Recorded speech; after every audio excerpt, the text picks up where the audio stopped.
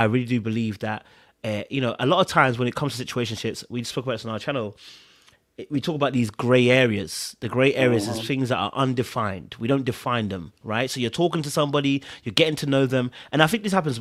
I think this happens even more in Christendom because, you know, in Christendom, you know, people don't want to push it too quickly, or, you know, people don't want to get too ahead of themselves. You know, like, I don't want to push it too much, and I think sometimes what happens is people don't want to define what they're doing. I don't want to come off too clingy. Don't want to come off too pushy. Don't want to come off like, you know, I'm doing too much. You know, I want to go with the flow. And so a lot of times people can get caught up in these situationships where they find themselves in a place where this is not what they actually wanted. You know, they wanted more, but are settling for less because they're getting something at least out of the situation.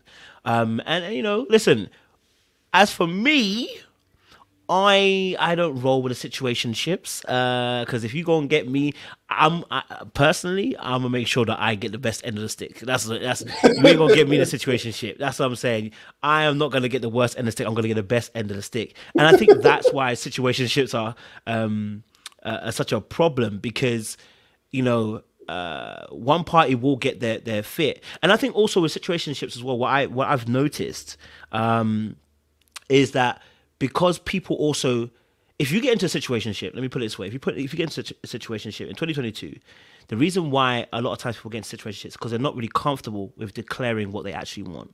So 100%. You want something, but you don't want to declare it because you're afraid to declare it, because then if the person says no, then that means the whole thing is lost. It's almost like when we were younger, and the men used to be like, some men used to be very passive, like, oh, bro, just tell you like her. No, because then that would ruin the relationship. There is no relationship, bro, because you actually like her. So there is no friendship. You like her. So go and tell her and get it done. But certain men will be like, no, I don't want to tell her because I don't want to ruin the relationship. I don't want to ruin the friendship. And actually, it's because you're afraid to actually just declare actually what you actually want from that scenario. You know, I don't know if that makes sense.